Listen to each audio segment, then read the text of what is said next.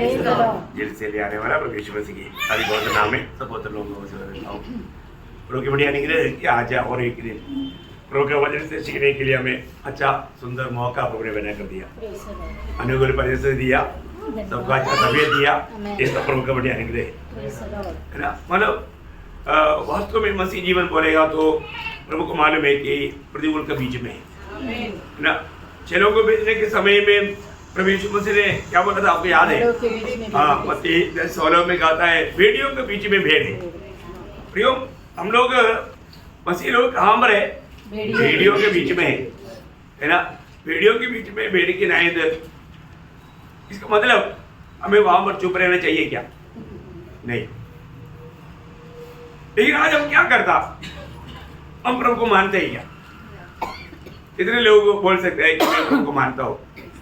अभी हमने आखिरी में मानव प्रकाश वाक्य बना जाएगा 9 बजे में हम पढ़ रहा था, सीख रहा था कि यूहन्ना क्यों पतमोस में था, है ना। मतलब यीशु मसीह की गवाही, यीशु मसीह की गवाही में ये दुनिया सह नहीं सकता, आपको मालूम है ना। आज जो जितने लोग बोलते हैं मैं मसीह हूँ, कितने लोग प्रभु का गवाही देता है? देखो जो व्यक्ति कहता है कि मसीह हूं और आप गवाही नहीं देता तो आपको मसीह नहीं कहा जाता। बहुत बड़ी बात है, सबको जानना है ना।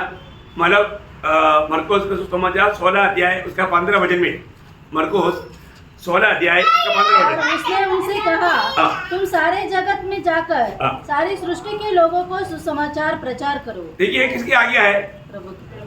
प्रभु यीशु मसीह की आज्ञा है ना। है अभी उसके साथ और एक वचन पढ़िए, प्रेरितों का उसके 4 अध्याय का 18 वचन। प्रेरितों उसके 4 अध्याय का 18 वचन। बुलाया और चेतावनी देकर यह कहा यीशु के नाम से कुछ भी न बोलना और न सिखाना। अभी देखिए अभी यहाँ पर 2 आज्ञा है। 2 आज्ञा। एक यीशु मसीह ने बोला सबको जाकर के सुनाओ, और यहाँ पर अधिकारी लोग बोलता है चुप रहना, नहीं सुनना। आप मुझे बताओ आप इसमें से किसका बात मानता है? मानता है क्या? ऐसा मानता है करके बोलना और हम मानव प्रभु का सुसमाचार नहीं सुनाता, फिर कैसे मानता? आज बहुत लोगों के जीवन में एक गवाही नहीं। गवाही क्यों नहीं? क्योंकि आपने एक दो व्यक्ति को भी वचन नहीं सुनाया, क्योंकि वचन सुनाएगा तो वहां पर गवाही आएगा ही, क्योंकि आपको एक अनुभव मिलेगा, आपका अनुभव मिलेगा। आप जब भी गवाही देने के लिए जाता है वहां पर अनुभव मिलता है। परंतु आप आराम से अपने घर में रहेगा, चारपाई पर सोते रहेगा या अपना बाकी काम करते रहेगा, ऐसा होता है क्या प्रियो? हमको प्रभु में आने के बाद एक मसीह जीवन का तक आज बहुत लोगों ने मसीह जीवन का सच्चा अर्थ नहीं जाना है। हम लोग बहुत बातों को वचन के द्वारा समझता है लेकिन अपने जीवन में नहीं है। हर एक मसीह लोग जानता है कि मैं अपना नहीं मसीह का है, क्योंकि मसीह ने मुझे खरीदा है, प्रभु ने मुझे खरीदा है। मतलब ये सब वचन आपको बाई हाथ है। 1 कुरिन्थी 6 अध्याय का 19-20 वचन है और 1 कुरिन्थी 7 अध्याय का 23 वचन, मनुष्य का दास नहीं बनना। मतलब आज मनुष्य का दास है ना। अधिकारी लोग बोलेगा किसी को नहीं सुनाना, सुनाने के लिए जाएगा तो क्या होगा? क्यों नहीं सुनाने के लिए जाता? क्योंकि लोग निंदा करेगा, बदनाम करेगा, चाहे तो मारेगा, है ना, सताएगा, सतावट से डरता है। ये सुसमाचार कौन सुनाएगा प्रियो? प्रभु ने हमें ये दुनिया से क्यों अलग किया? हमारे जीवन में आज भी है ना सही प्रकार अपने आप को एक मसीह जानकर जीने वाले लोगों की संख्या आज बहुत कम है। ऐसे बोलेगा तो सच्चाई हुई है ना। वास्तव में प्रभु ने हमें किस लिए बुलाया बहुत लोगों को समझता नहीं। यीशु मसीह ने हमको इसलिए बुलाया कि आओ मेरे लिए मरो, वो है बुलाहट। कितने लोगों ने जाना? मसीह बुलाहट, मसीह ने बुलाया सीधा स्वर्ग जाने के लिए? नो, सीधा स्वर्ग जाने के लिए नहीं बुलाया। प्रभु यीशु मसीह का गवाह बनने के लिए बुलाया। यीशु मसीह में आपको मालूम है, यीशु मसीह के पास आया हुआ बहुत से लोग बोला पहले मैं जा करके थोड़ा मतलब परमिशन लेकर आता हूँ, मैं नहीं तो पहले जा करके मेरे डैडी को कवर करके आता हूँ। प्रभु ने क्या बोला, पहले परमेश्वर के राज और धार्मिक कुछ करो, पहले प्रभु का काम करना, पहले तेरा काम नहीं करना। ऐसा करने वालों को जीवन में गवाही नहीं रहेगा। जो व्यक्ति पहला स्थान प्रभु को, इसलिए प्रभु ने बोला ना, अपनी माँ बाप से बढ़कर, भाई बहन से बढ़कर, अपनी बच्चों से बढ़कर, पत्नी से बढ़कर, सबसे बढ़कर प्रभु को प्रथम स्थान देना अपनी। पर आज भी कितने लोगों ने ओरिजिनल मसीह जीवन बिताता होकर गवाही दे सकता। प्रियो, जब प्रभु का राजू में हमारा अवस्था क्या है, हम लोग ये बात को जानना चाहिए ना। है एक कहावत है ना, सूली बिना मुकुट नहीं है। तो हमें सूली, जो व्यक्ति सूली लिया नहीं वो मसीह नहीं है ना। मसीह व्यक्ति का चिन्ह क्या है, वो सूली लिया हुआ है। हर रोज अपने आप को भी इनकार कर सूली लेकर चलना है, वो है मसीह। प्रियो, हम लोग सही में प्रभु का, मैं हमेशा बोलता ना, आप एक दिन एक व्यक्ति को भी अगर वचन नहीं सुनाया ना, उस समय में आप विस्तर में मत जाना, क्योंकि आप प्रभु का काम नहीं किया। और आपको एक पक्का निर्णय लेना चाहिए। अभी तो हम लोग इस साल का एकदम एंड टाइम में आ गया है ना। इस साल में अभी कितना दिन रह गया, थोड़ा सा पीछे मुड़कर देखो, मेरे जीवन में ये साल का पूरा समय मैंने कैसे बिताया, वास्तव में प्रभु का महिमा मेरे जीवन से हुआ है कि नहीं, जानना प्रियो, जानना। देखिए, प्रेरित पौलुस का शब्द आपको याद होगा, जब पहला कोरिन्थी 9 अध्याय का 16 वचन में, यदि तुम सुसमाचार नहीं सुनाएगा तो तुम्हारे लिए हाय, ऐसा बोला, मेरे लिए हाँ, ऐसे नहीं बोला, फिर कैसे बोला, और मैं सुसमाचार ना सुनाऊं तो इतने लोग उस रीति में पड़ेगा। ध्यान है, प्रभु का दास ये नहीं बोलता तुम लोग सुसमाचार नहीं सुनाएगा तो तुम्हारे लिए हाय, ऐसे लिखा है क्या? नहीं। क्या है? मैं सुसमाचार ना सुनाएगा तो देखो, मैं सुसमाचार, देखो हर एक भक्त लोग ये जानना है, मुझको ये जिम्मेवारी प्रभु ने दिया है। यदि मैं प्रभु में है तो ये मेरी जिम्मेवारी है। यदि मैं सुसमाचार नहीं सुनाता है तो मेरे लिए हाय।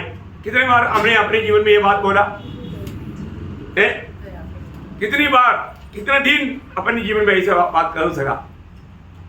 में हर एक को सुसमाचार सुनाने के लिए हमारा बहुत बड़ा जिम्मेवारी है। और तो आज भी बहुत से लोगों को लगता नहीं कि उनका उद्धार हुआ है कि नहीं, क्योंकि उनके अंदर खुशी नहीं दिखता। उद्धार का आनंद एकदम एक अगप्पे आनंद है, एकदम एक अनोखा आनंद है। वो आनंद बहुत बड़ा है, बयान नहीं कर सकता। हमें अपने आप को भरकर देखना है आज और हर समय में। आपको याद होगा जब रोमियो का पत्री उसका पहला अध्याय 14 से 16 तक का वचनों में इस सुसमाचार के निमित्ती वो आने वाला बात है। रोमियंस चैप्टर 1 वर्स 14 to 16। मैं यूनानी और अन्य भाषियों का और बुद्धिमानों और निर्बुद्धियों का कर्जदार हूँ, अतः मैं तुम्हें भी। देखो, मैं कर्जदार है। प्रियो, ये सुसमाचार देना किसका काम है? देखो, एक बात मैं आपको याद रहना चाहता हूँ, उधर से नहीं जाना, लेकिन एक बात, प्रभु कितने लोग तेरे बिना नरक में जा रहे करके बोझ के साथ प्रार्थना करने वाला करता है क्या? प्रभु कितने लोग तेरे बिना नरक जा रहा है, कभी प्रार्थना किया? वो बोझ है। अरे वो बोझ है तो सुसमाचार सुनाता क्यों नहीं? एक कितना बड़ा नाटक है, अभिनय कर रहा है ना, प्रार्थना तक एक अभिनय है ना। अभिनय को पार करना प्रियो। हम लोग ये साल के एंड में आया, ये साल में कितने लोगों को मैं सुसमाचार सुनाया? एक भी आत्मा को, नाश में जाने वालों को आत्मा मुझे जीतना चाहिए, उस प्यास के साथ, बोझ के साथ सुसमाचार सुना करके प्रार्थना किया। जो आंसू बहा करके बोएगा भाई हर्ष के साथ नहीं काट पाएगा। हमें ये बात को जानना चाहिए अपने जीवन में। मैं आज कहाँ मरे, मेरे को इतना सुंदर वचन आया, वचन सुना, मैंने वचन सीखा, लेकिन जीवन में है क्या? आपको मालूम, जब लेवी व्यवस्था 5 अध्याय का पहला वचन, लेवी व्यवस्था 5 अध्याय का पहला वचन आपको याद है? लेविटियंस चैप्टर 5 वर्स 1। यदि कोई होकर हाँ ऐसा पाप करे कि शपथ खिलाकर पूछने पर भी हाँ। कि क्या तूने यह सुना हाँ। अथवा जानता है हाँ। और वह बात प्रकट न करे हाँ। तो उसको अपने अधर्म का भार उठाना पड़ेगा। देखिए एक भाव है प्रियो, आपने इतना सुंदर मसीह गवाह बनते हुए सुसमाचार का गवाही नहीं दिया, सुसमाचार लोगों को हमने नहीं दिया, तो प्रभु का वचन कहता है पाप है, पाप। देखा कितना भयंकर पाप है, कितने लोग समझता है प्रियो ये वचनों के द्वारा हमें न्याय करने वाला एक दिन आएगा, हमें अपने जीवन में एक सब बात का लेखा देना पड़ेगा। बहुत बड़ी बात है। मुझे लगता है कि इन बातों को नहीं समझाया ऐसे नहीं, कई बार मैंने समझाया वो बात है, रोज रोज हमें करना प्रियो। 96 भजन संगीता उसका 2 और 3 भजन क्या खास भजन है प्रियो, आप देखिए 96 का 2 और 3। यहोवा के लिए गाओ, उसके हाँ। नाम को धन्य कहो, हाँ। दिन प्रतिदिन उसके दिन प्रतिदिन उसकी किए हुए उद्धार का शुभ समाचार सुनाते रहो। देखा दिन प्रतिदिन उसने हमारे लिए जो किया हुआ ये सुसमाचार का ये संदेश सुनाते रहना। हाँ अन्य जातियों में उसकी महिमा का हाँ। और देश देश के लोगों में उसके आश्चर्य कर्मों का वर्णन करो। हाँ देखा कर्म करता है क्या, करो, करना चाहिए। उधर पाए हम लोग ये काम नहीं करेगा तो फिर कौन करेगा प्रिय। मैं आपको बताना चाहता हूँ हम लोग बहुत से वचन जानता है, हम लोग हमारा काफी प्रभु ने हमें आत्मीय में उन्नति दिया, बढ़ाया, हम लोग बहुत कुछ जानते हैं, लेकिन हमारे जीवन में प्रभु जैसे चाहता है ऐसा कार्य अगर नहीं रहेगा तो न कई बार गवाही के लिए मौका देता है, लोग खड़ा नहीं होता क्योंकि गवाह नहीं बना। जब यीशु मसीह का गवाह बनकर जीवन में जाएगा तभी तो गवाही होगा। दुखदायी बात है ना प्रियो, दुखदायी बात है। अपने जीवन में अगर हम मसीह का एक गवाही देने का समय मिलने पर हम पीछे हट जाए बोलेगा तो प्रभु का दिल को कितना दुख रहेगा, है ना। जरूर बोलने पर शब्दों में प्रभु प्रभु कहता है, लेकिन जैसा लिखा ना लूका 6 अध्याय के 46 वचन में, हे तुम मुझे हे प्रभु कहते हैं परंतु मेरी बात को नहीं मानता, मेरी बात को नहीं मानता। कितना भयंकर धोखा की बात है ना। अपने जीवन में प्रभु में आने के बाद मैं आपको बताना चाहता हूँ, हम लोग सच में उस क्रूस का वो दर्शन हमें अच्छी तरह मिलना चाहिए। आज वास्तव में मुझे में कौन जी रहा है, मैं जी रहा है, उसको मसीह जीवन नहीं कहता। यीशु मसीह हमारे में जीने वाले जीवन है। अब हमारे में जब आप हम लोग बहुत बार पढ़ने वाले एक वचन है गलातियों 2 अध्याय के 20 वचन।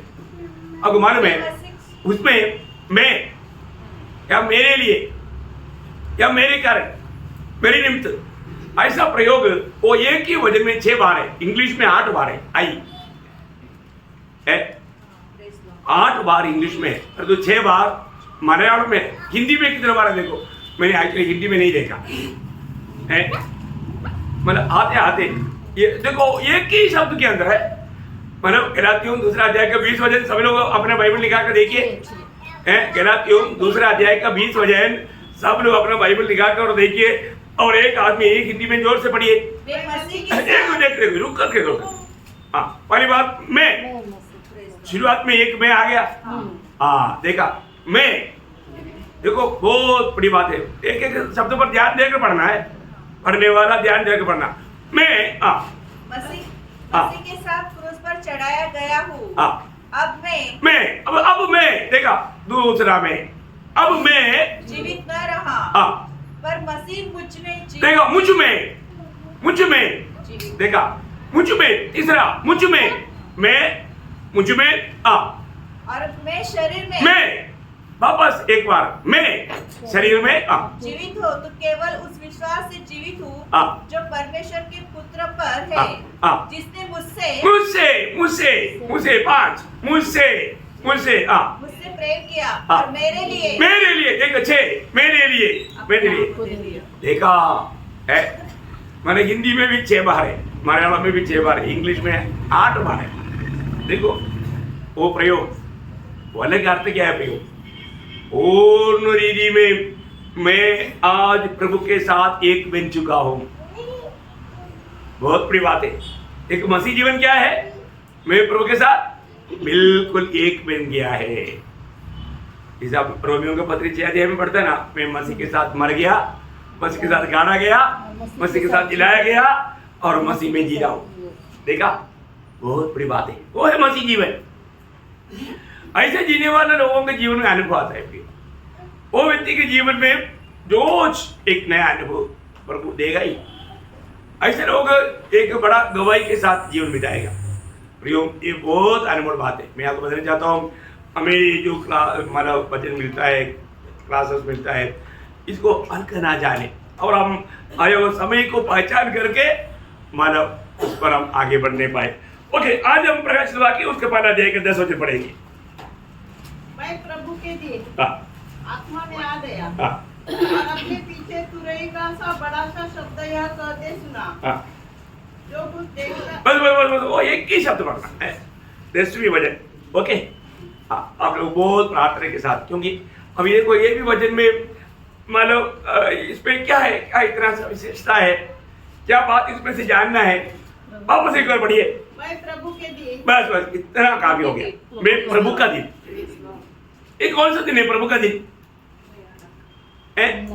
मैं प्रभु का दिन, Sunday, Monday, Tuesday, Wednesday, Thursday, Friday, Saturday, कौन सा दिन है? रोज का प्रभु का दिन। देखो, अभी बहुत लोग ये वचन सुनना चाहिए था, लेकिन कई लोग अपसेट है। मतलब हमें ये बात को जानना भी, हमें अधिकतर विश्वासी लोग प्रभु का दिन संडे मानता है। संडे मानने का कुछ कारण है। प्रभु का दिन संडे मानने के लिए कुछ कारण है। प्रभु का दिन की बातों पर थोड़ा सा आपको प्रकाश देना चाहता हूँ, इसलिए मतलब कई मतलब ऐसा हम लोग किसी प्रकार का एक मूर्ति पूजा करने वाला ना बने, इसके लिए प्रकाशन जरूरी बात है। प्रभु का दिन करने का सबसे बड़ी बात, नया नियम की मंडली के लिए प्रभु का दिन संडे मानने का कारण, संडे के दिन यीशु मसीह पुनरुत्थित हुआ है। क्या हुआ? संडे के दिन प्रभु मृतकों से जी उठा, है ना। ये बात आपको मरकुस मत्ती 28 अध्याय का 1 और 6 वचन पढ़ेगा तो आपको मालूम पड़ेगा, और मार्क उसका 16 अध्याय का 2 और 6 वचन। मैं हर एक वचन पढ़ाने नहीं चाहता, परंतु हमको आपको सबको मालूम है यीशु मसीह मृतकों से जी उड़ा, मतलब वो एक संडे के दिन था। हफ्ता का पहला दिन भी उसको कहता है। ओके, सही बात है। हाँ, तो दूसरा बात क्या है कि पवित्र आत्मा जगत में मतलब आया, या आया इससे पहले भी आया है, परंतु एक व्यक्तित्व रूप में पवित्र आत्मा आया, उंडेला गया, वो पेंतुकोस का दिन, 50वां दिन, वो संडे है। वो संडे है। पेंतुकोस का दिन बोलेगा तो वो 50वां दिन है। 50वां दिन बोलेगा तो संडे है। 50वां दिन संडे है, इसलिए उसको उस संडे मतलब 50वां दिन होने के कारण पवित्र आत्मा जगत में आया, उस नाम में 50वां दिन संडे को ज्यादा महत्व नहीं निका। अपने दूसरा अध्याय का पहला वचन। बस आप लोगों को पढ़ने के मैं बोलने का अर्थ है, रेफरेंस लिखने वालों के लिए हर एक वचन पढ़ने की जरूरत नहीं है ना। ओके, आप समझता है इसलिए। और मंडली ये जगत में मतलब शुरू हुआ, मंडली शुरू हुआ वो दिन संडे है। मंडली किस दिन शुरू हुआ? संडे के दिन। मंडली का मतलब आरंभ संडे के दिन हुआ। देखा, 3 अभी महत्वपूर्ण बात है, क्योंकि जिस दिन मतलब पेंतुकोस के दिन में पत्रोस उड़ करके खड़ा होकर जो प्रचार कर रहा था, वो प्रचार सुना हुआ लोगों ने उनका दिल चित किया और उन्होंने पूछा हम क्या करें। उस समय में आपको मालूम, दूसरा अध्याय जब आप पढ़ेगा 37-38 दूसरा अध्याय का, है ना, उस समय में अब पढ़िएगा थोड़ा 1-2 वचन। तब सुनने वालों के हृदय छीन गए और वे पतरस और शेष प्रेरितों से पूछने लगे, हे भाइयों, हम क्या करें?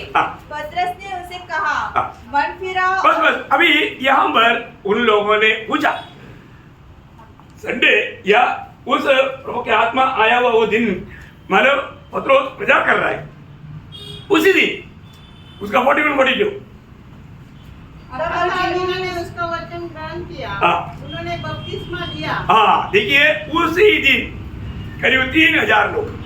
अब देखिए उसी दिन करीब 3000 लोग। तो मंडली वहां पर मतलब मंडली का एक उद्घाटन हो गया शुरुआत हो गया, अब ओपन हो गया, है ना। इसका मतलब लोग नए नियम की मंडली की बहुत से लोग बहुत से बार संडे को ज्यादा महत्व देने का कारण मैं आपको बोल रहा हूं। प्रभु का दिन संडे करके मैं नहीं बताया, ऐसे नहीं सोचना, पर जो ऐसे समझने वाले लोग बहुत है उनके लिए बता रहा हूं, ऐसा नहीं। ऐसे ही क्या अपन थोड़ा विशाल रूप में देखेगा, इसलिए बाइबल का अच्छा मैं इसलिए बोला था उत्पत्ति से लेकर के रेवलेशन तक का हमें इसमें से निचोड़ लाने वाला किताब है प्रकाशित वाक्य किताब, उसमें से हमें बहुत सुंदर प्रकाशन मिलेगा, क्योंकि ये इधर उधर से निकाल करके सीखना ही पड़ता है। और एक कारण भी है, कारण के बारे में चेले लोग जब रोटी तोड़ने के लिए एकत्रित होता था वो संडे के दिन भी होता था।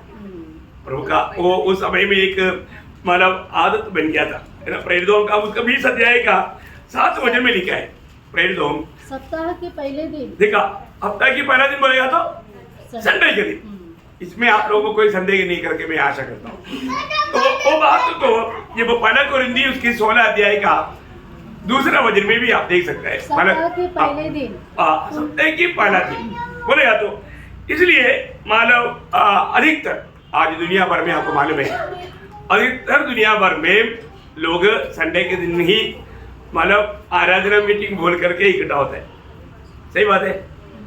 सिर्फ कुछ अरब देशों में उन लोगों को छुट्टी संडे नहीं है, इसलिए उनका छुट्टी फ्राइडे है, इसलिए उन लोग फ्राइडे इकट्ठा होते हैं।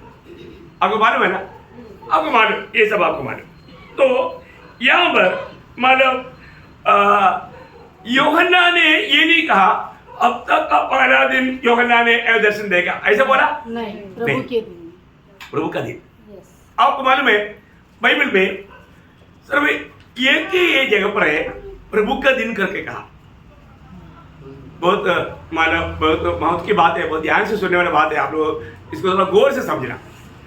इस प्रकाशित वाक्य में एक ही जगह पर है प्रभु का दिन, लेकिन कुछ जो परिभाषा में वो परिभाषा बराबर नहीं आया, इसलिए थोड़ा लोगों को डाउट आ सकता है। लेकिन ओरिजिनल भाषा में प्रभु का दिन करके जो आया वो बात सिर्फ एक ही जगह पर आया और कहीं भी नहीं आया।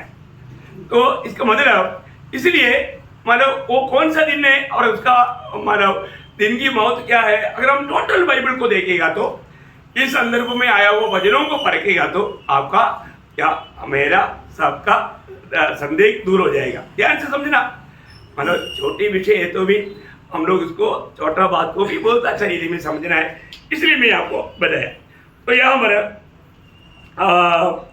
मतलब ये जो ऐसा कहा ना प्रभु का दिन, वापस पढ़ना उसको पढ़ा जाएगा 10 वचन। प्रभु के दिन, प्रभु का दिन, इसका मतलब क्या मालूम है ना, प्रभु ने एक कार्य करने के लिए नियुक्त किया हुआ समय, उसमें वो एक दिन जैसा कहा गया। अभी आपको मालूम, अभी ये बात को मतलब हमें अच्छी तरह जानना है। वो दिन का महत्व प्रभु का प्रकट आगमन का दिन को, प्रभु का मानव 7 साल का महाक्लेश का दिन को भी एक दिन जैसा लिखा है, और 1000 साल का राज को भी एक दिन जैसा लिखा है। इसका मतलब प्रभु का दिन कौन सा, ये जानिए। इसको समझने के लिए मैं आपको बोल रहा हूँ। मैं कुछ वचनों को आपको पढ़ाऊंगा तो आपको उससे थोड़ा सा ये बात का और भी गहरा प्रकाश मिलेगा करके मैं आशा करता हूँ। तो नंबर 1 बात आप देखिएगा, मतलब पढ़ा तो शुरू हो रही क्यों, अब ये वचनों को सब पढ़ना है क्योंकि मतलब मैं इसलिए आपको बताया यहाँ पर मतलब प्रकाशित वाक्य पहला अध्याय का 10 वचन में यूहन्ना बोलने वाला ऐसा एक दिन के बारे में बाइबल में और कहीं भी नहीं लिखा, पहली बात। और दूसरी बात, ये जो प्रभु का दिन उसका महत्व हमें ठीक से जानना, वो क्या है, वो कोई मतलब 24 घंटे का ही कोई बात नहीं। क्या यूहन्ना ने सिर्फ 24 घंटा में ये पूरा बात देखा? नहीं देखा। इसका मतलब उसमें से ही अंडरस्टैंडिंग है कि मतलब हम लोगों एक ये पूरा प्रोग्राम समाप्त होने का बातों को लेकर के एक दिन कहा है। इसमें भी एक वो समझ सकता है, समझ में आ रहा है ना। ओके, मैं अभी कुछ वचन पढ़ाऊंगा वो दिनों के बारे में आपको। पहला थिस्सलुनीकियों 5 अध्याय उसका दूसरा वचन। क्योंकि तुम आप ठीक जानते हो कि जैसा रात को चोर आता है वैसा ही प्रभु का दिन आने वाला है। देखिए, ये जो प्रभु का दिन बोला ये महाक्लेश के बारे में आपको सबको मालूम इसके लिए एक विवरण देने की जरूरत नहीं। देखा, प्रभु का दिन है, प्रभु का दिन। अभी वो 7 साल का महाक्लेश के बारे में लिखा हुआ ये शब्द है।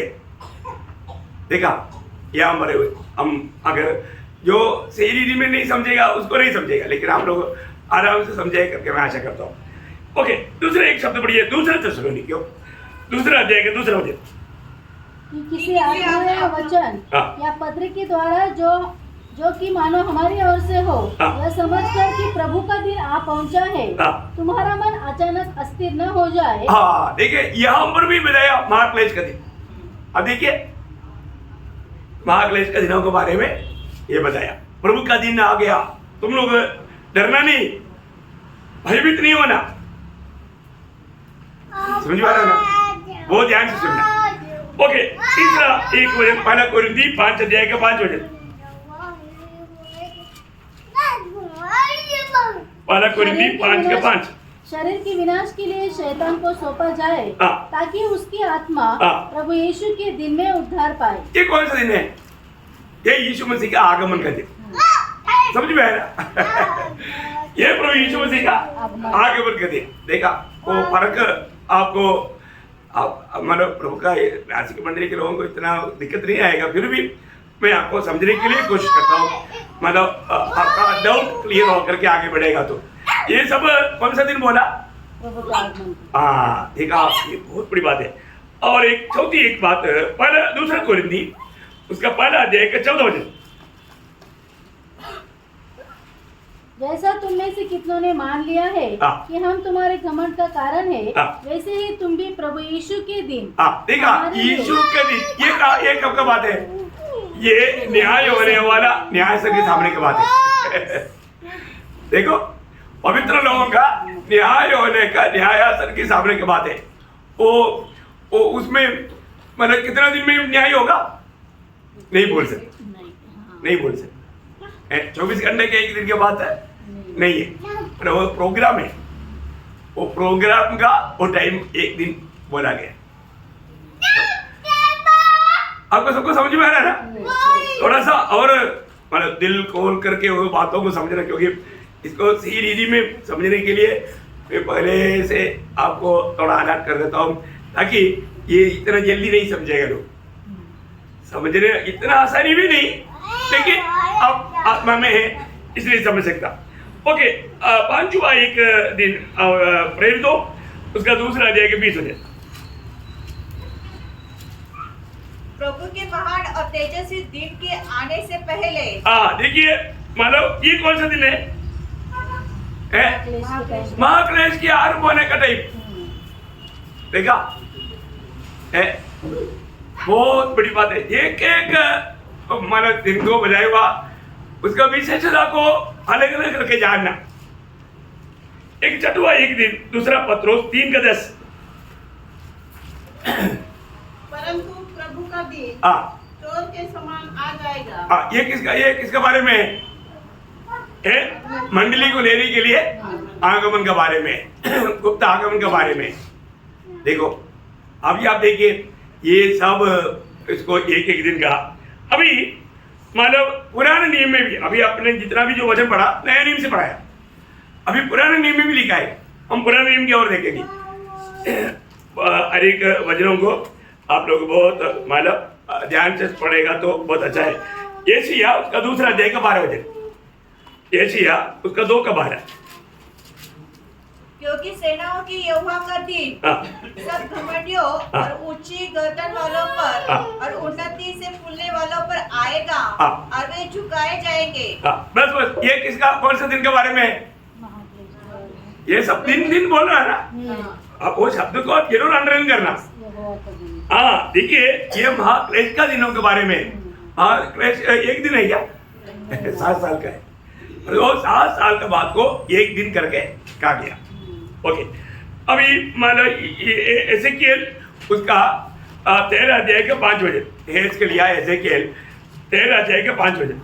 तुमने दरारों में चढ़कर इस्राएल के घराने के लिए दीवार नहीं सुधारी, जिससे वे यहोवा के दिन युद्ध में स्थिर रह सकते। देखा, यहोवा के दिन बोलेगा तो महाक्लेश के दिनों के बारे में इस्राएल की बात है। देखिए, बहुत बड़ा एक संभव है। और एक बात जोएल नबी की था, उसको पहला अध्याय के 15 वचन। उस दिन के कारण हाय, क्योंकि यहोवा का दिन निकट है। ये कौन सा दिन निकट है? महाक्लेश का दिन। ये सब महाक्लेश के दिनों के बारे में। अब देखिए, पुराना मानव भक्तों को ये बात का बहुत गहरा प्रकाश प्रभु ने दिया था। ओके, 4वां बात जोएल 2 अध्याय के 1। सिय्योन में नरसिंगा फूको, मेरे पवित्र पर्वत पर सांस बांधकर फूको। देश के सब रहने वाले कांप उठे, क्योंकि यहोवा का दिन आता है। देखा, यहोवा का दिन वो पक्का अंडरलाइन करना है। यहोवा के दिन आता है। कौन सा दिन है? आप लोग बोलो ना। महाक्लेश आ रहा है। देखा, पुराने नियम का भक्तों को महाक्लेश के बारे में मैं आपको बताया ना, मतलब गुप्त आगमन के बारे में, मतलब बिल्कुल पुराने नियम के लोगों को क्या, नया नियम के लोगों को तक नहीं मालूम था। ये मानव पौलुस को मिला हुआ एक बड़ा प्रकाश है। अपने आपको समझ में आया। मैं आपको बताना चाहता हूँ, ये हम लोग कितना धन्य लोग हैं। बहुत प्रिय प्रभु हमको बहुत प्रेम करता है, इसलिए इन सारे बातों को प्रभु हमें प्रकाश करके दे रहे हैं। और इन बातों को अपन अलग अलग करके ठीक से समझना भी है ना। कभी कभी क्या होता है, अभी जैसा अभी नॉर्मल मैं आपको विश्वासियों का भी बोलता हूँ, तो बहुत लोग पवित्र आत्मा का बपतिस्मा, पवित्र आत्मा का मतलब अभिषेक, पवित्र आत्मा का भरपूरी, मतलब ये सब मिंगल करके मिक्स करके बोलते हैं। मिक्स नहीं हो, सब अलग अलग बात है। अभी आपको सबको ये बात अभी अच्छी तरह मालूम, इधर बैठे हुए बच्चे को भी मालूम, लेकिन बहुत लोगों को मालूम नहीं। बहुत लोग इस विषय को इतना गड़बड़ा करके, मतलब पवित्र आत्मा का भरपूरी बोलेगा तो कई बार मैंने बहुत बड़े बड़े अच्छा प्रचारक लोगों से सुना है, पवित्र आत्मा का भरपूरी बोलेगा तो पवित्र आत्मा का बपतिस्मा समझता। अरे बपतिस्मा एक ही बार है, और तो पवित्र आत्मा का भरपूरी रोज है। रोज क्या, दिन भर 10 बार है। जरूर कैंसर बढ़ता है। ये बात आप लोगों को मालूम है करके भी विश्वास करता हूँ मैं। ये बात एक क्लास बहुत बार लिया है आप लोगों को, और तो बाकी लोगों को ये बात नहीं मालूम। अभिषेक भी बोलेगा तो लोग को ऐसे समझता है, कितना गलत बात है ना। तो अपने को इन बातों को, इसलिए मैंने आपको इतना डिटेल से ये वचनों को पढ़ा रहा हूँ। जितना भी बाइबल में वचन है पूरा निकाला है पूरा निकाला। तो आप लोग इस वजह से, और 5वीं बार पुराने नियम में जोएल 3 का 14 वचन। निपटारे की तराई में भीड़ की भीड़ है, क्योंकि निपटारे की तराई में यहोवा का दिन निकट है। यहोवा के दिन निकट है। ये कौन सा दिन है? महाक्लेश का दिन। ओके, पुराने नियम के भक्तों को महाक्लेश के ऊपर बहुत अच्छा प्रकाश दिया है। और उसका 6वां एक वचन मलाकी 4 का 5।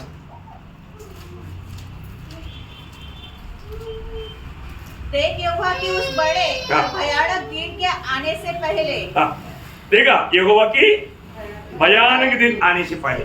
ये भी किसके बारे में है? मतलब अभी आप लोगों को साफ और सरल टू में समझ में आया, मैं आशा करता हूँ। इसका मतलब क्या है कि मतलब इस प्रकार प्रभु का दिन का बारे में, प्रभु का आगमन का ऊपर, प्रभु का महाक्लेश के ऊपर, 1000 साल के राज के ऊपर, मतलब ये सब ये एक दिन करके कहा गया। तो इसका मतलब यहाँ पर मतलब यूहन्ना ने जो यहोवा का दिन जो बोला वो सिर्फ एक ही दिन करके नहीं समझा, वो ये सारा प्रोग्राम उसको दिखाकर खत्म करने के तक समय समझ में आ रहा है। वो कितना दिन लगा हम लोगों को मालूम नहीं, और वो एक ही दिन में लाया। ये बात वचन को समझने से उस रीति में समझना हमारे लिए अच्छा है। इसका मतलब अगर वो बात में कोई वादा भी आ गया तो अब उड़ा लिया नहीं जाएगा ऐसे नहीं उड़ा लिया जाएगा। ये तो कोई मतलब हमारा प्रभु के आगमन में जाने में रुकावट आने वाला बात नहीं है, परंतु वचन को थोड़ा समझने के लिए ये बात को भी आपको विस्तार से समझाया। ओके, तो अभी उस दिन में पहला अध्याय के 10 वचन वापस एक और पढ़िएगा। मैं प्रभु के दिन आत्मा में आ गया। आज मतलब ये जितना भी ये काम देखा ये आत्मा में होकर के देखा। कैसे देखा? आत्मा में होकर के देखा। ये मतलब उसकी मतलब अपनी बुद्धि से ज्ञान से समझने वाली बात नहीं था, आत्मा में होकर देखा। तो मतलब इसका मतलब ये एक ही समय में आत्मा में हुआ ऐसे ही क्या? नहीं। आप प्रकाशित वाक्य में बार बार ये बात को पढ़ सकता है कि आप उसका 4 का 2 पढ़िए। तुरंत मैं आत्मा में आ गया। हाँ देखा, मैं आत्मा में आ गया। अभी मतलब 3 तक का अध्याय का प्रोग्राम जैसे खत्म हो गया, अभी 4वां अध्याय से लेकर के स्वर्ग में होने वाले बातों को दिखाने के लिए अभी यूहन्ना कहाँ पर आ गया? आत्मा में आ गया। आत्मा में आ गया। उसका मतलब 17 अध्याय का 3रा वचन। तब वह आत्मा में जंगल को ले गया। देखा, आत्मा में मुझे जंगल को लेकर गया। अभी वहां से वाकई बात प्रभु ने आत्मा में उन बातों को मतलब बाबेल के ऊपर आने वाला विपत्तियों के बारे में मुझे आत्मा में होकर के वो दिखाया। अभी उसका 21 का 10 पढ़िए। तब वह मुझे आत्मा में एक बड़े और ऊंचे पहाड़ पर ले गया। मतलब आत्मा में मुझे ऊंचे पहाड़ पर लेकर गया। इसको नहीं है हमारे जो आत्मा में उस पद का मतलब अर्थ व्याप्ति आपको समझना जरूरी बात है। हमारा मन और शरीर कंप्लीटली आत्मा का कंट्रोल में आत्मा में आ गया। इसका मतलब क्या है? अपना मन अपने शरीर कंप्लीटली आत्मा का कंट्रोल में, इसको बोलते हैं। तो उस समय में हम लोग जब देखते हैं ये अवस्था और लोगों का जीवन में भी हुआ। अभी जब हम मतलब पत्रोस के बारे में देखते हैं ना, पत्रोस ने जब पत्रोस को ऐसा होना जरूरी था, नहीं तो पत्रोस कॉर्नेलियस का संदेश भेजा वो लोगों के साथ ले जाता है। और जो प्रभु ने वहां पर वो स्वर्गीय दर्शन दिया, उसको आत्मा में होकर के दिया, आत्मा में होकर के वो समझाया। वहां पर भी वो शब्द लिखा है जब प्रेरितों का 10 अध्याय उसका 9 से 11। दूसरे दिन जब वे चलते चलते नगर के पास पहुंचे तो दोपहर के निकट पतरस छत पर प्रार्थना करने चढ़ा। उसे भूख लगी और कुछ खाना चाहता था, परंतु जब वे तैयारी कर रहे थे तो वह बेसुध हो गया और उसने देखा कि आकाश खुल गया। वहां पर बेसुध हो गया लिखा है, लेकिन आत्मा में हो गया। और मराठी में कैसे? देहभान सुटले। देहभान सुटले, बेसुध हो गए। शरीर और ये मतलब वो एक्चुअली वो आत्मा में हो गया, वो शब्द आना चाहिए, उतना उसमें नहीं आया। ओके, अब मतलब उसका 11 का 5 पढ़िए। कह दो 11:5। मैं याफा नगर में प्रार्थना कर रहा था और बेसुध। वहां पर भी बेसुध लिखा नहीं, वहां पर भी मैं मतलब आत्मा विवशता में यहाँ पर जो मतलब यूहन्ना का अनुभव हुआ सही मतलब वचन वहां पर आना चाहिए। ओके, मतलब पौलुस के अनुभव देखिए जब प्रेरितों का 22 अध्याय का 17 से 21, चैप्टर 22 70 to 21। जब मैं फिर यरूशलेम में आकर मंदिर में प्रार्थना कर रहा था तो बेसुध हो गया। वहां पर भी मालूम नहीं कुछ शब्दों में ऐसे बात आया। मतलब यहाँ पर इस आत्मा में होने के समय में हम परमेश्वर की शब्दों को हम सुन सकता है। बात समझ में आया? आत्मा में इस रीति में आत्मा में भरेंगे आप परमेश्वर की आवाज को सुन सकता है। मतलब हमारा मन काम पर केंद्रित करता है, उसके ऊपर हमें वाणी सुनने का कारण मिल जाता है। बहुत बड़ी बात है अपना मन। अभी जब हम आत्मा में हो गया, हमारा मन पूर्ण रूप में आत्मा में ले जाता, तब हम आत्मा की वाणियों को सुन सकता। मतलब इसलिए ना पूर्ण रूप में मतलब अपना मन, हमारा मन काम पर हम लगाता है, हमारा मन काम पर लगाता है, उसके ऊपर है। अभी आपको मालूम है कि मतलब हमारे चारों तरफ क्या बोलते हैं रेडियो रेडियो का वेव से, रेडियो वेव से। अभी आजकल ज्यादा लोग रेडियो इस्तेमाल नहीं करता, परंतु रेडियो में एक डंडा रहता है ना, एंटीना का। तो अगर थोड़ा भी मतलब आप जिस स्टेशन का सुनना चाहता है, थोड़ा भी इधर उधर हो गया तो दूसरा शब्द आएगा, स्टेशन चेंज हो जाएगा। और बहुत रेडियो में बहुत बारीक है। अभी मैं ऐसा बहुत बार ऐसा अनुभव पाया है, इसलिए अब आप में से बहुत लोगों को होगा, पुराने लोगों को जरूर रहेगा, है ना। मतलब अभी ये सब रेडियो बंद हो गया ना, अभी क्या रेडियो है। तो परंतु बोलने का अर्थ, हम कभी कभी सेट करके भी देखते हैं ना, कभी कभी वो थोड़ा इधर हो गया तो आवाज दूसरा आएगा, यही बात है। अभी यहाँ पर प्रभु का अभी भी यहाँ पर शब्द है, आप पूर्ण रीति में मन लगाएगा, आप ये वचन सुनने के साथ साथ प्रभु का वाणी भी आपके साथ चलते रहेगा। क्लियर बात है ये। अभी आप देखो, अभी इस एटमॉस्फेयर में सिर्फ एक ही रेडियो वेव नहीं, अरबों वेव, और तो यहाँ पर वो बराबर कनेक्ट करता है, उधर का ही आपको मिलेगा। सही बात है, हमारा मन हम प्रभु के ओर सीधा एकाग्र करेगा तो मैं आपको बोलता हूँ, आप में कई लोगों का अनुभव भी रहेगा, आप पक्का प्रभु का वाणी सुन सकता। यहाँ पर अभी प्रभु का वचन है, यहाँ पर भी आप मन लगाएगा, आप अभी भी प्रभु का वाणी आपके लिए जो संदेश आप सुन सकते। ओके, अब ये तो एग्जाम्पल में आपको इसलिए बताया, मतलब बोलने का अर्थ यह है कि अपने जीवन में बहुत बार लोग बोलते हैं मैंने तो कभी प्रभु का वाणी कभी सुना ही नहीं। आपने अभी तक आपका मन प्रभु के ओर लगाया नहीं, सच्चाई वो है, इस पे कोई बुरा ना माने। ओके, तो मतलब अनेक विश्वासियों को ये मतलब मन प्रभु के ओर ट्यून करके रहना चाहिए। ऐसा है तो प्रभु की बातों को सुन पाएगा। तो इसलिए अभी यहाँ पर आत्मा में आया हुआ यूहन्ना का पूर्ण निधि में मन स्वर्गीय बातों पर था।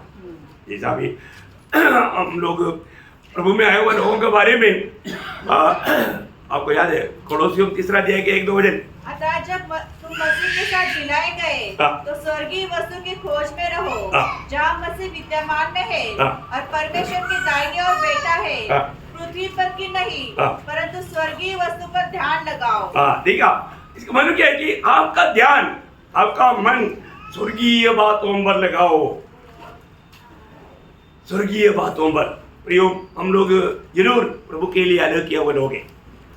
आज हमारे कर्तव्य है, हम रोज प्रभु का मन, मैंने आपको कई बार मतलब प्रभु का वाणी जैसा मैंने सुना, मतलब उसके अनुसार जब हिमाचल में आराधना का बीच में मैंने प्रभु का वाणी सुना।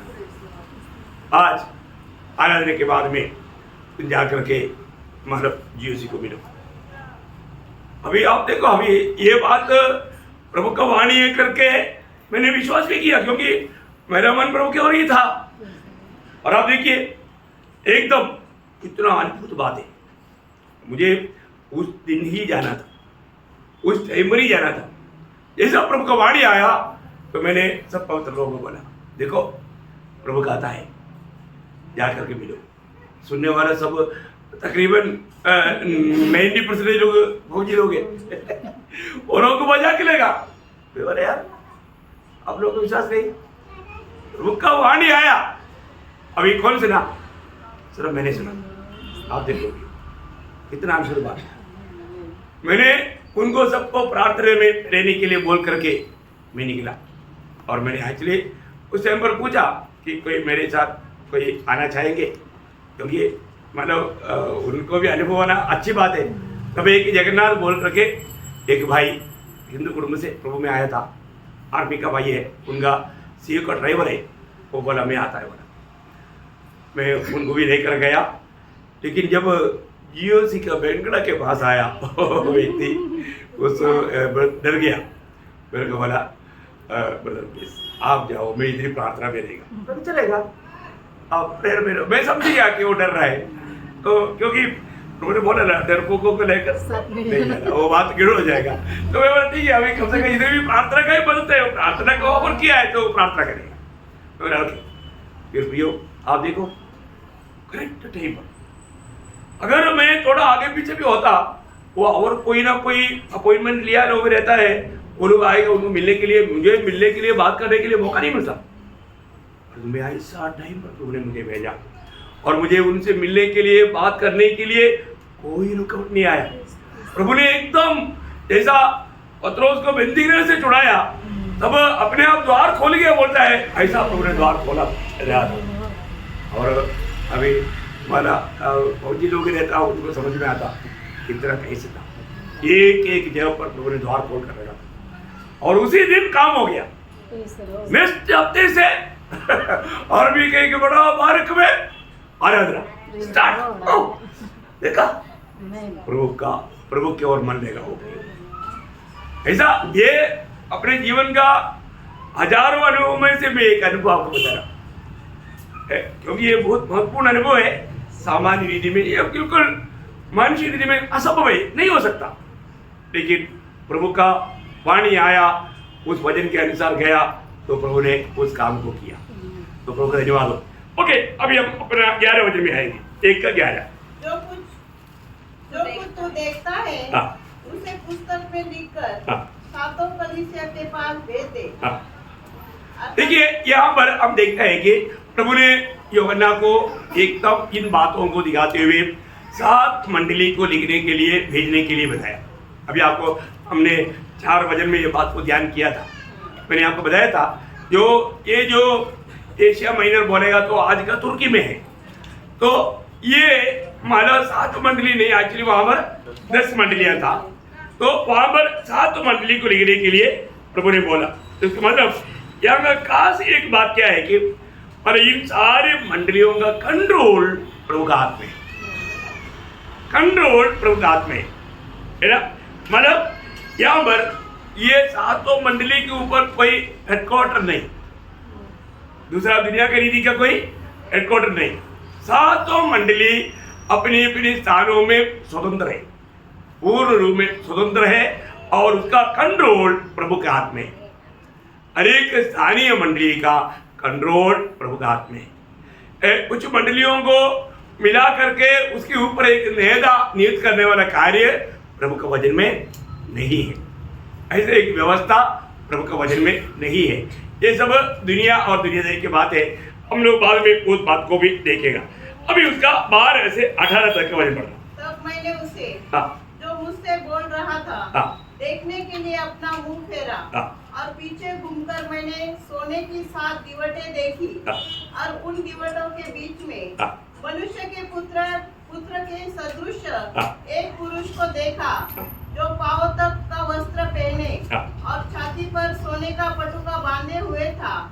उसके सिर और बाल श्वेत ऊन वरन पाले के समान उज्जवल थे, और उसकी आंखें आग की ज्वाला के समान थी।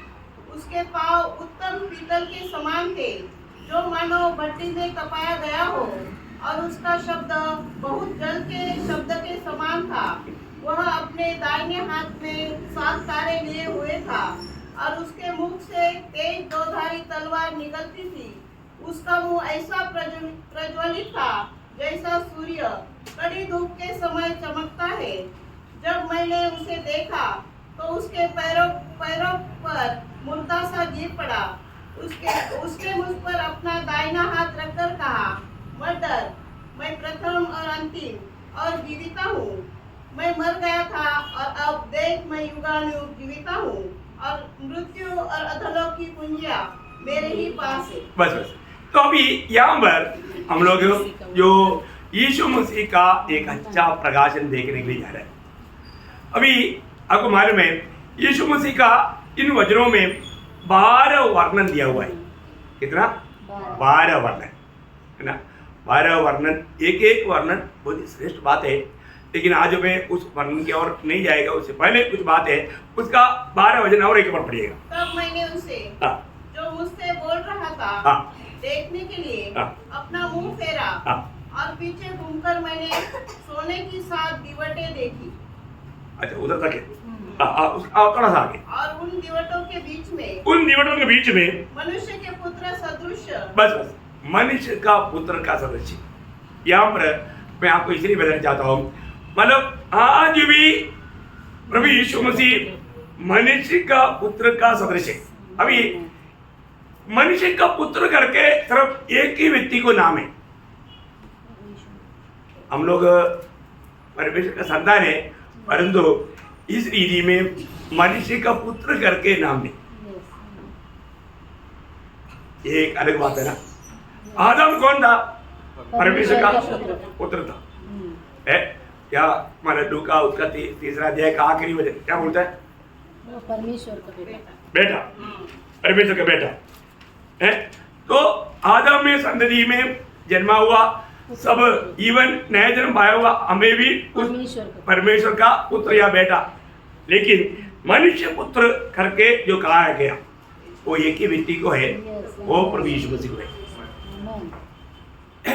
करीब मतलब 79 टाइम्स नया नियम में प्रभु यीशु मसीह को मनुष्य पुत्र करके कहा है।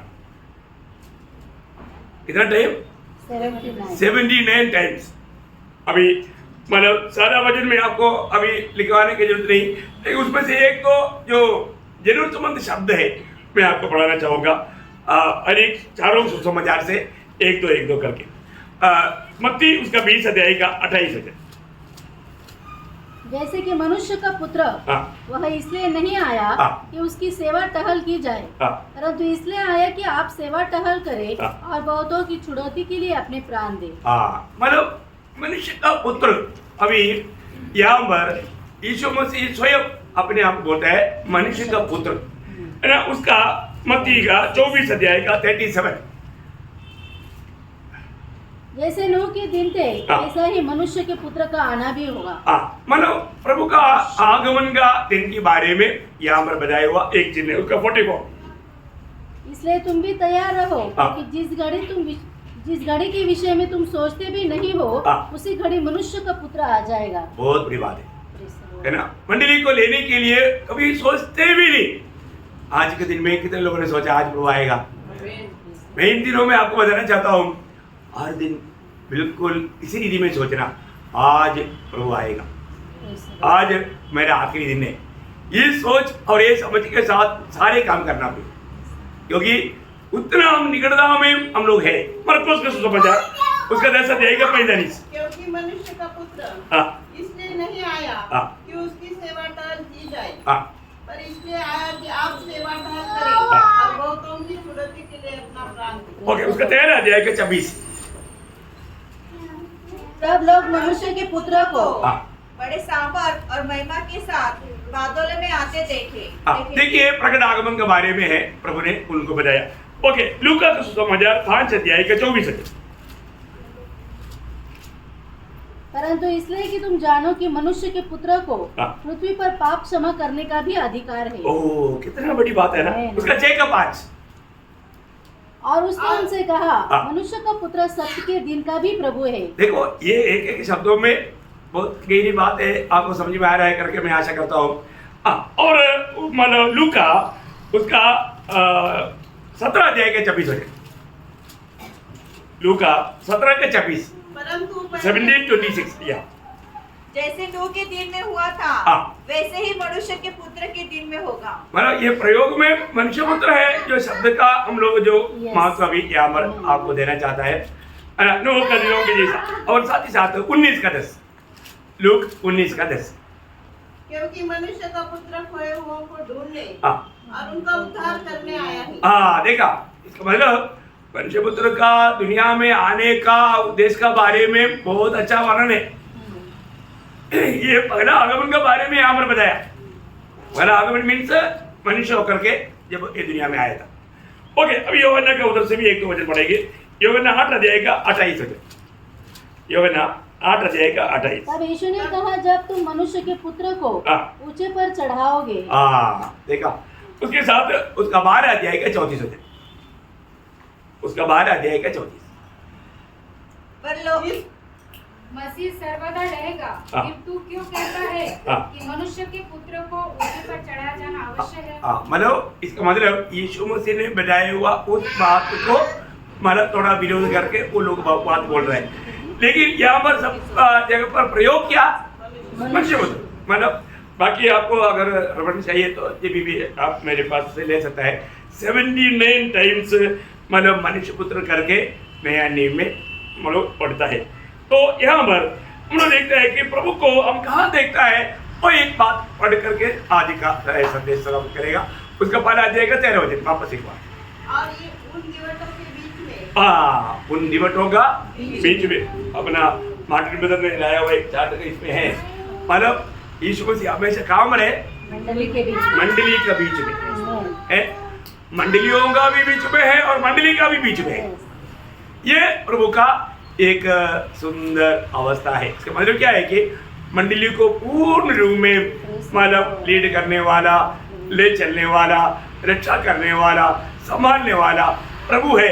उस बात का वो एक प्रमाण पत्र है। तो प्रभु को मैं बहुत धन्यवाद देता हूँ। प्रियो, अभी हम मतलब प्रभु यीशु मसीह का अंग वर्णन क्या बोलता है?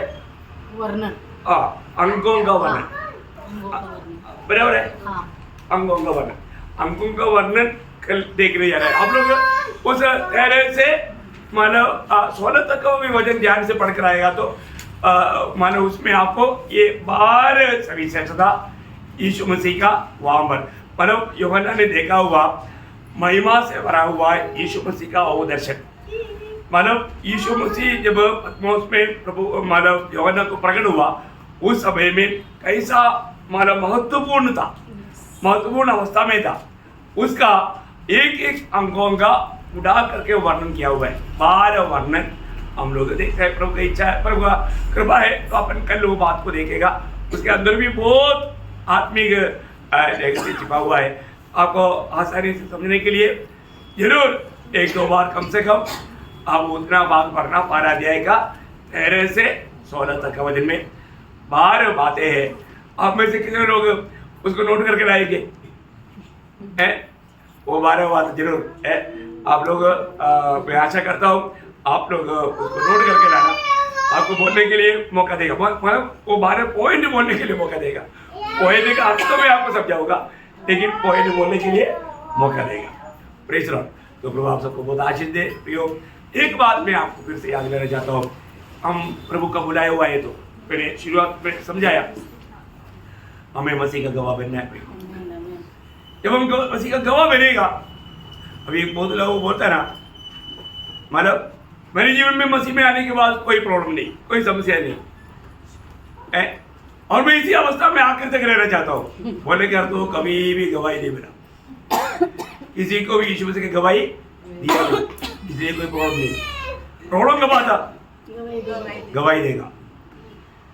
यूहन्ना को क्यों मारना चाहा?